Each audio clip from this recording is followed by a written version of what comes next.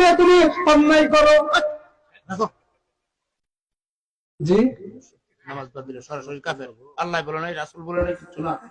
রাখো, চলো, যাও, আমার যাও, যাও, যাও, যাও, যাও, আর বলার দরকার নাই। নামাজ ছাইড়া দেওয়া কবিরা গুনাহ।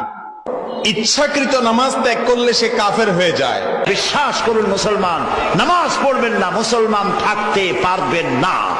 নামাজ যদি একেবারেই না পড়ে সে কাফের হয়ে যায়। একজন মুমিন আর কাফেরের মধ্যে যে অঙ্গীকার দিয়ে পার্থক্য, নামাজ যে নামাজ ত্যাগ করে সে কাফের হয়ে যায়। কেউ যদি ইচ্ছাকৃত সালাত ত্যাগ করে তাহলে সে কি কাফের হয়ে যায়। যে নামাজকে পরিপূর্ণভাবে ত্যাগ করে সে মুশরিক, সে কাফের।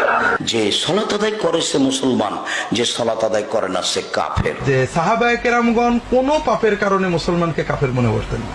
মুসলমান পাপ করতে পারে, কিন্তু নামাজ তরককারীকে তারা কাফের মনে করতেন। জেনে বুঝে ইচ্ছায় স্বেচ্ছায় সজ্ঞানে সালাত পড়ে না, এই দুই শ্রেণীর মানুষ কাফের, সরাসরি কাফের। কোন জায়গায় কোরআনের একটি আয়াত অথবা রাসূলুল্লাহ হাদিস দেখাতে পারবেন না যে বেনামাজি মুসলিম এই কথাটি আছে।